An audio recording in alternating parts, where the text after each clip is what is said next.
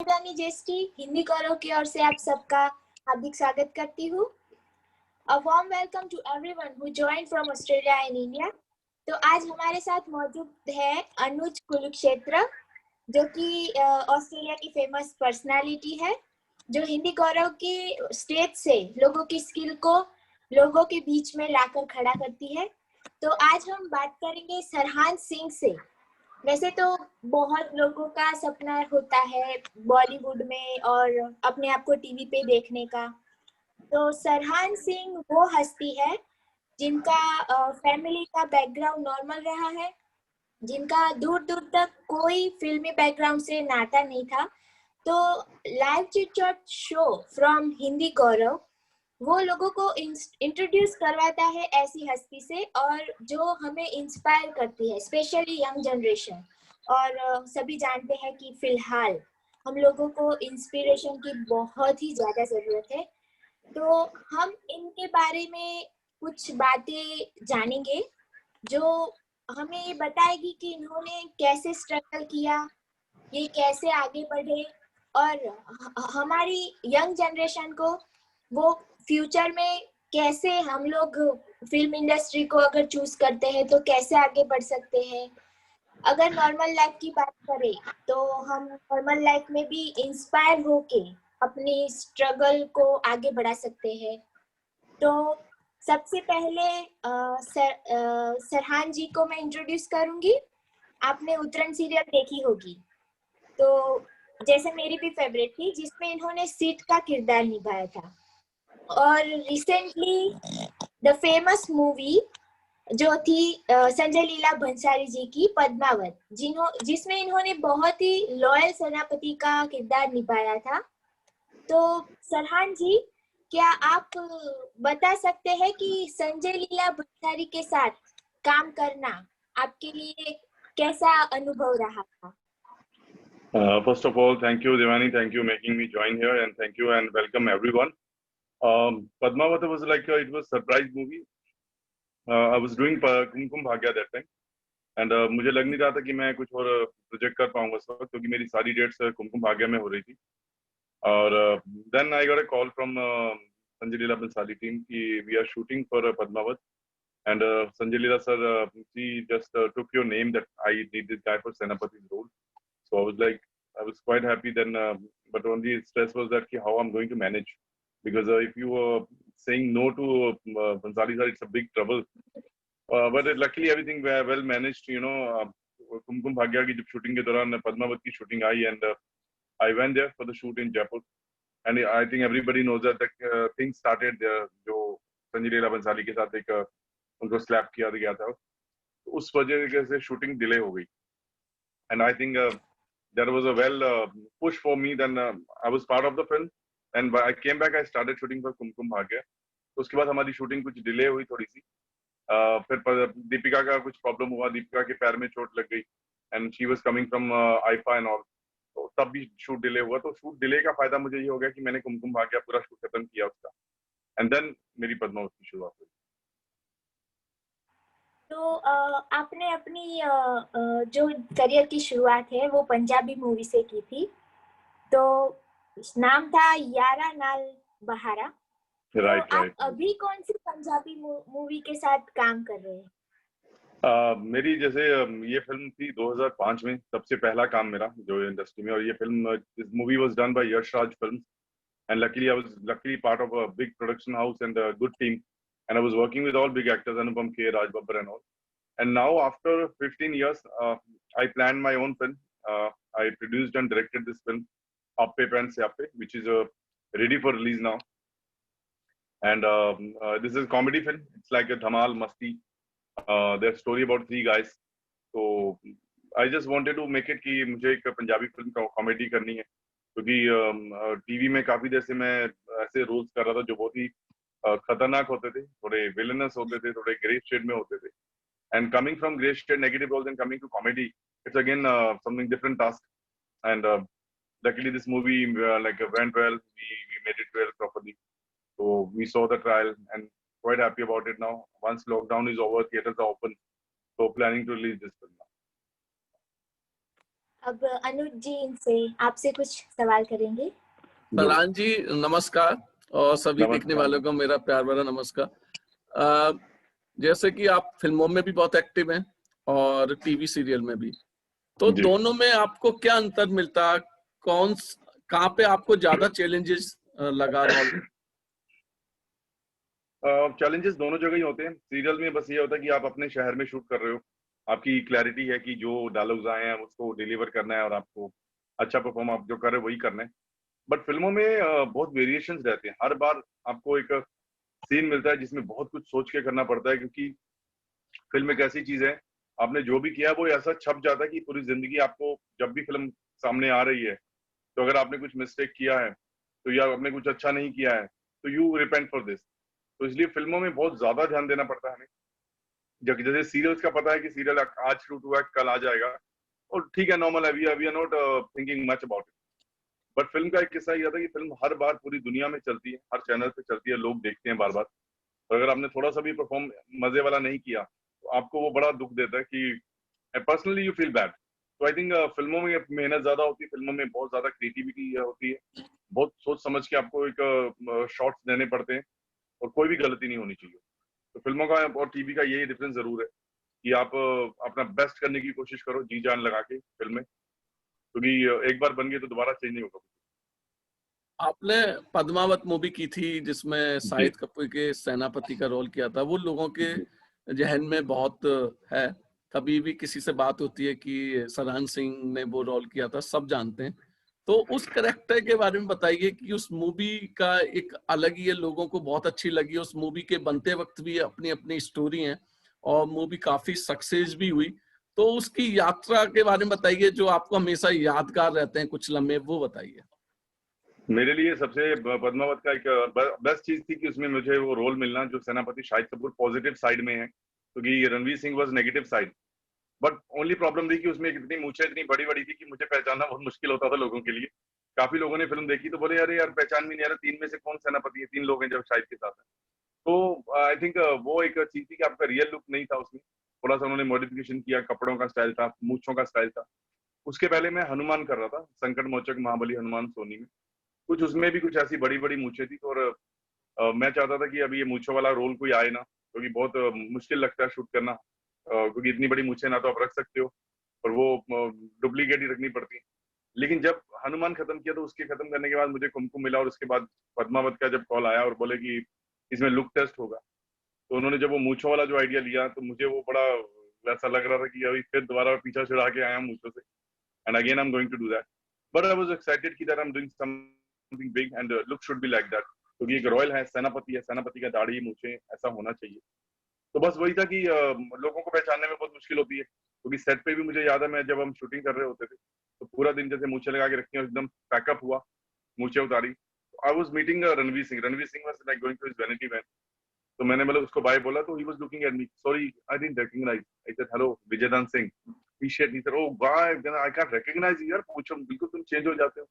So it was something, मुझे लगा उस वक्त कि ये बड़ी मुश्किल होने वाली है, ये फिल्म तो कर ली है लेकिन लोगों को बताना पड़ेगा कि ये मैं हूँ जो शाहिद के साथ खड़ा हूँ राइट साइड।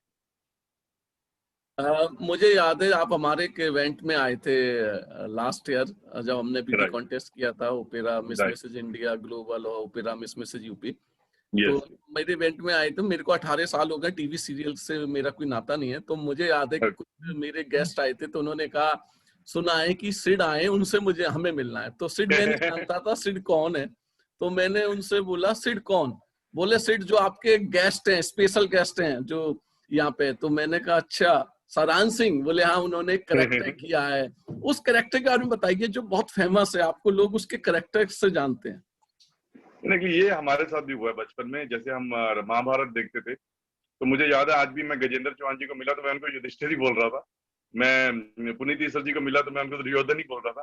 तो वो करेक्टर इतने भारी भरकम छप जाते हैं आपके दिमाग में कि आप उनके नाम आप दिमाग से नहीं निकाल पाते हो। चाहे वो आलोक नाथ ने उन्होंने किया था हवेली राम का रोल बुनियाद में, तो आज भी मुझे वो नाम याद है, 40 सालों के बाद या 30 सालों के बाद हमने बचपन में सीरियल देखा था। तो सिद्ध मुझे याद है उतरन एक ऐसा सरप्राइजिंग करेक्टर था जो मुझे नहीं पता था कि ऐसा होने वाला है। नहीं तो कभी कभी कुछ चीजें बड़ी प्लान होती हैं कि आप एक अच्छा शो कर रहे हो और अच्छे शो में आपको एक अच्छा रोल मिला है and you are going to be famous from that, ऐसा कुछ नहीं था। मैं उतरन के पहले राखी कर रहा था जी टीवी पे। राखी मेरा पहला शो था। जो जिन्होंने उतरन बनाया उसी टीम का शो था, पहले प्रोडक्शन उन्हीं की थी। तो राखी जब खत्म हुआ तो सारे एक्टर्स फ्री हो रहे थे, अयूब खान, मैं, जो भी एक्टर थे। तो अचानक मुझे फिर कॉल आता है कि सर उतरन हमारा दूसरा शो शुरू हुआ है, उसमें बच्चे जो बड़े कर रहे हैं। तो उसमें पता चला कि अयूब भाई उसमें रश्मि देसाई के फादर का रोल कर रहे हैं। तो मैं अयूब भाई के भाई का रोल कर रहा था उस वक्त। तो देन उन्होंने बोला कि ठीक है, अब राखी के जो एक्टर्स हैं, अब सब शो खत्म हो गया तो उतरन में ट्रांसफर करेंगे सबको। तो मुझे बोले 15 दिन का आपका काम रहेगा, यू आर प्लेइंग इनकी बेटी का, जी बेटी जो रश्मि कर रही है रोल, उसके बॉयफ्रेंड का रोल है आपका, और 15 दिन के बाद आपका आप चले जाते हो छोड़ के इसको। तो मैंने इतना सोचा नहीं, मैंने बोला ठीक है, पहला शो खत्म किया, और उतरन उस वक्त शुरू हुआ था, अभी इतना ज्यादा पीक पे नहीं था। तो बच्चों का कैरेक्टर 6 महीने का या 8 महीने चला होगा मेरे घर। तो उसके लिए जब मैं बुलाया गया तो पहले दिन मैंने जब शूटिंग की तो मैं पहले दिन मुझे ऐसा लग रहा था कि कुछ अच्छा हो रहा है काम। तो उसके 3-4 दिन में जब हम हर रोज शूट करने लग गए, वो 15 दिन का रोल मैंने 3 महीने शूट किया। तो 3 महीने में वो सिद्ध इतना छप गया कि लोग मुझे तपस्या का बॉयफ्रेंड सिद्ध के नाम से जानने लग गए थे। आई रिमेम्बर, मैं कहीं शॉपिंग के लिए जा रहा हूँ या मैं कहीं कभी शाम को हम कहीं कॉफी शॉप में बैठे हैं या कहीं पे बैठे हैं, तो कई लोग आते थे, जैसे वहां पे नए लोग आए हुए हैं बॉम्बे में। They use to look at you, then they use to appreciate you taking that name. बोले कि हमें आपका पूरा नाम, रियल नेम नहीं पता है, but we remember you from सिद्ध। तो ये सिद्ध इतना छपा, और आज आप बिलीव नहीं करोगे अनुज भाई, आज Turkey, Indonesia, Serbia, Georgia, Armenia, I think जितनी कंट्रीज में, आई थिंक 10-12 कंट्रीज में हमारा शो चल रहा है। एंड उन्होंने नाम सिद्ध ही रखा है, उसका लैंग्वेज थोड़ी चेंज हो गई है, डबिंग की है सारी, लेकिन वो सिद्ध हर जगह पॉपुलर हो चुका है। तो आई थिंक ये सिद्ध 2009 में शुरू हुआ था, आज 2020 तक चल रहा है ये।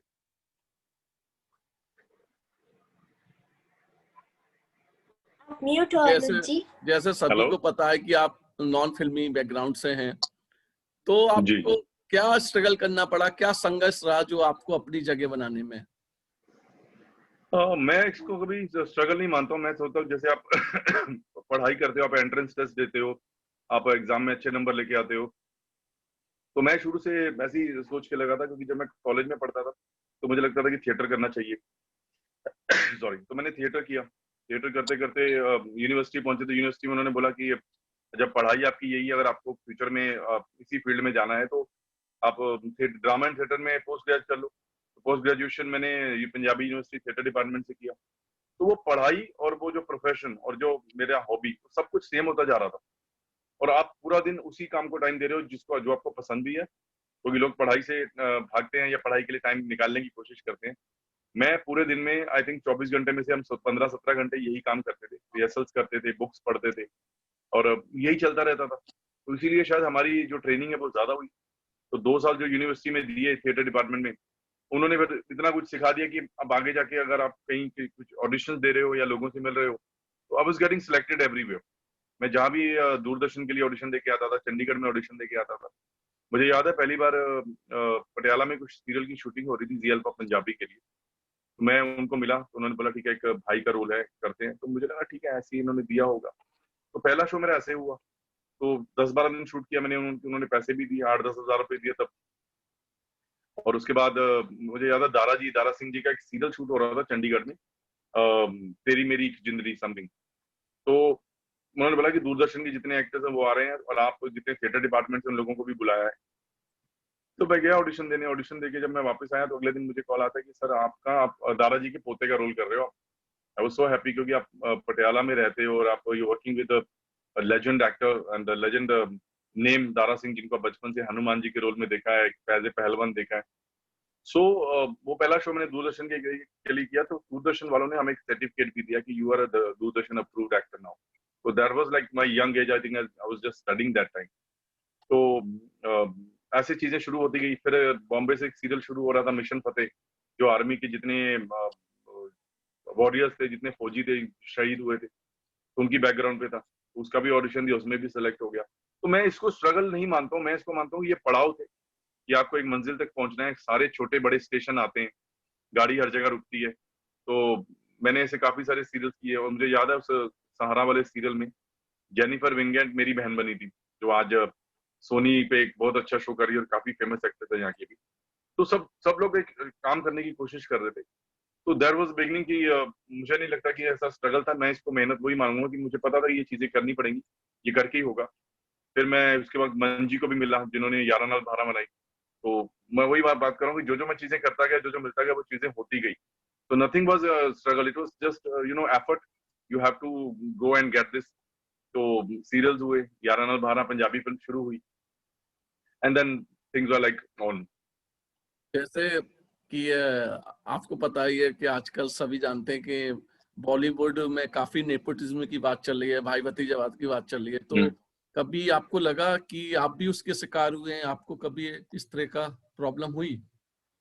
सी फर्स्ट ऑफ ऑल, ये नेपोटिज्म ये पिछले 2-4 साल से मैं सुन रहा हूँ। मेरे कुछ मैंने इंटरव्यूज दिए थे, आज से मुझे याद है 2017 में मैंने चंडीगढ़ में और दिल्ली में 1-2 इंटरव्यूज दिए थे। तो वहां पे ये सवाल आए कि आप नेपोटिज्म के बारे में क्या कहेंगे। आई फील कि नेपोटिज्म ये हर जगह है।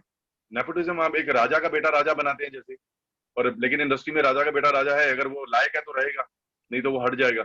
उसकी जगह अक्षय कुमार आएगा, उसकी जगह शाहरुख खान आएगा, उसकी जगह नवाजुद्दीन सिद्दीकी आएंगे, इरफान खान आएंगे। तो ऐसा कुछ नहीं है, नेपोटिज्म हर जगह है। नेपोटिज्म अगर किसी फैमिली में अगर कोई वो काम कर रहे हैं, वो चाहते हैं कि मेरा बेटा वही काम करे, इसमें कुछ गलत नहीं है। लेकिन परफॉर्मेंस, टैलेंट, वो बड़ा मैटर करता है। अगर आज हम के नेपोटिज्म के हिसाब से आज शाहरुख खान का बेटा या शाहरुख खान की बेटी फिल्मों में आएंगे, तो they have a big industry, they are part of this industry. जहाँ पे उनके फादर ने मेहनत की है, नाम बनाया है, अगर वहां नहीं करेंगे तो बाकी उनकी मर्जी है। अच्छा कर पाएंगे तो वो टिकेंगे, नहीं अच्छा कर पाएंगे तो नए लोग आएंगे। तो मैं अपने लिए कहूंगा, मुझे ऐसा कभी कुछ नहीं लगा।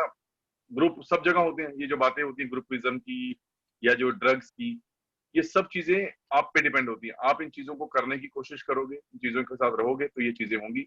आप इनको इग्नोर करोगे तो कभी नहीं होंगी। तो according to me, nepotism is part of every business. किसी चैनल वाले का बेटा तो वो चैनल में ही काम करेगा, किसी एक्टर का बेटा तो दिल ट्राई कि उनका बेटा या उनकी बेटी इंडस्ट्री में रहे। लेकिन आप परफॉर्मेंस, ये इंडस्ट्री परफॉर्मिंग मीडिया है। If you can perform well, you will be in the list. After that 1, 2, 3, 4 फिल्में होती हैं तो आप आउट हो जाते हैं उसके बाद। आज जाहिद खान देख लो या उनके भाई फरदीन खान है, कितने ही एक्टर्स हैं, एकता कपूर के भाई हैं। तो कोई भी इंडस्ट्री में स्टैब्लिश नहीं हो पाए, ज्यादा कोशिश की उन्होंने, लेकिन स्टैब्लिश कौन हुए हैं? नवाजुद्दीन सिद्दीकी, जिनका कोई बैकग्राउंड नहीं था। इरफान खान, जिन्होंने थिएटर से बैकग्राउंड अपना शुरू किया था। बहुत सारे एक्टर्स मेरे दोस्त हैं जिनमें वरुण शर्मा है। मैं वरुण शर्मा को जानता हूँ। वरुण शर्मा लुधियाना से आया था, तो he got into casting here and आज he is famous name, Fukrey का चूचा। तो इंडस्ट्री में टैलेंट की कदर है। आप टैलेंटेड हो, आपका काम कहीं नहीं जाएगा, टाइम लगता है। और struggle is, it's not a struggle, it's a effort. You need to make effort. खाना खाने के लिए, कुछ पाने के लिए, पतला होने के लिए, अच्छा दिखने के लिए, ये स्ट्रगल नहीं कहलाती, ये मेहनत कहलाती है। ये आपको थोड़ी बहुत करनी पड़ेगी। मैं आजकल पढ़ रहा था, आप सुशांत सिंह के भी अच्छे दोस्त थे, जैसा कि सबको पता ही है क्या हुआ बॉलीवुड में। तो सुशांत जी सिंह जी। के बारे में कुछ बताएं, आपकी जो यादें हैं, कैसे मुलाकात हुई, आपको क्या लगता है कि उनके साथ हादसा हुआ या क्या है, आपको क्या लगता है? देखिए, मैं अब इंडस्ट्री में, देखो कहते हैं तो मैं तो 15 साल पहले इंडस्ट्री में पहली बार आया था एक नया लड़का बन के, और उसके 3 साल बाद मैं सुशांत को मिला। 2007 में मैं और सुशांत, हम क्रिकेट खेलते थे। हमारी एक टीम थी, सब एक्टर्स की, जितने एक्टर्स, अयूब भाई, इन्होंने सब एक्टर्स को एक इकट्ठा करने का एक ऐसा बहाना बनाया था कि जितने भी एक्टर्स शूटिंग नहीं कर रहे हैं, जब जब उनकी छुट्टी, एक संडे को सब सुबह 7 बजे से लेकर 11 बजे तक हम क्रिकेट खेलेंगे। और हर महीने में एक बार मैच होता था जिसमें सारे सिंगर्स, अभिजीत और जितने सलीम सुलेमान, जितने एक्टर्स हैं, सारे आते थे। तो हमारा मिलना मिलाना ऑब्वियसली सबके साथ था, कोई भी एक्टर ऐसा नहीं था जो हम एक दूसरे को ना जानते हो। और सुशांत दूसरा मेरे जिम में आता था, हम जिम में सुबह रोज मिलते थे। उसके अलावा जितनी बर्थडे पार्टीज होती थी, अंकिता लोखंडे मेरी अच्छी दोस्ती शुरू से, जब वो भी नई नई जी सिने स्टार से निकली थी। तो एक सर्कल था हमारा, मिलना मिलाना हमारा रेगुलर था, क्योंकि हमारी जगह जहाँ पे हम जाएंगे अवार्ड फंक्शन में, वो चाहे जी का हो, क्योंकि जी का शो कर रहा था सुशांत भी, मैं उस वक्त राखी कर रहा था, फिर मैं झांसी की रानी कर रहा था। तो हम हर तरह से कनेक्टेड थे, चाहे वो स्पोर्ट्स के मामले में था, चाहे वो प्रोफेशनली था। और हमारे फ्रेंड्स भी वही थे, किसी का बर्थडे है, किसी का कुछ ऐसा इवेंट है, तो we use to bump into each other. दूसरा, जिम में भी मिल रहे हैं। तो सुशांत मुझे हमेशा बड़ा पीसफुल, एक अच्छा बंदा लगा कि उसका मतलब कोई ऐसा हैंगअप नहीं है, कोई हैंगअप नहीं है, कोई ऐसा कोई गलत गड़बड़ नहीं है। कोई ये दोस्तों का होता है कि आपकी नहीं जमती, लेकिन Sushant was always nice, very decent, very intelligent. और इवन जब उसको पहला अवार्ड मिला जी का, हम साथ में बैठे हुए थे पवित्र रिश्ता के लिए 2009 में। तो आई रिमेम्बर कि ऐसी बात नहीं आती थी दिमाग में कि सुशांत कभी भी ऐसा कर पाए, करेगा। और रही बात इसकी, ये जो ड्रग्स का है, ड्रग्स देखिए ये दुनिया में एग्जिस्ट करता है। हम बॉलीवुड बॉलीवुड बॉलीवुड कर रहे हैं पिछले कुछ दिनों से, सोशल मीडिया पे इतना ज्यादा ड्रग्स पूरी दुनिया में एग्जिस्ट करता है, इंडिया में एग्जिस्ट करता है। पंजाब पे तो फिल्म भी बनी है उड़ता पंजाब, अगर नहीं बनती तो कैसे, मतलब क्यों बनी है, अगर ऑब्वियसली अगर नहीं है तो। लेकिन आप मीडिया वाले जहाँ पे कैमरा रख देते हैं वो बात कुछ ज्यादा दिख जाती है। ये बड़ा एक फिल्मी लोगों के साथ है, जैसे कंगना का है, और भी कई लोगों के घर टूटे, कपिल शर्मा का घर टूटा था। तो जहां जहां मीडिया ने पहले कैमरा रख दिया वहां पे बात ज्यादा बढ़ती जाती है। तो सुशांत की जो सुसाइड की बात है, वी वर वेरी शॉक। मतलब सुबह सुबह मुझे भी फोन आया इमीडिएटली, मेरे फ्रेंड है जो सुशांत के भी अच्छे दोस्त है, अभिषेक, कहता यार शरहान, यू नो सुशांत ने, मतलब आई कुडंट बिलीव। मैंने सुशांत कौन? He said Sushant Rajput. Then it was actually shocking news. कुछ लोगों को आपको लगता है कि हाँ, हम किसी को मिलते हैं तो उसका नेचर ऐसा लगता है कि वो थोड़ा उदास सा रहता है, या थोड़ा उसकी लाइफ में ऐसी कॉम्प्लिकेशंस चल रही हैं, चाहे वो फाइनेंशियली हैं, चाहे वो इमोशनली हैं। तो ऐसा कुछ नहीं लग रहा था, क्योंकि उसके पहले भी हम जिम में मिल रहे थे, फिर वो बैंड्रा शिफ्ट हो गया था, देन बीच में हम काफी दिन नहीं मिले। और लॉकडाउन की वजह से वैसे भी फरवरी, मार्च, अप्रैल, मई, जून 4 महीने तो वैसे ही सब लोग आउट ऑफ टच थे, तो कोई भी किसी दोस्त के साथ बात ही नहीं हो पा रही, सब अपनी फैमिलीज के साथ है।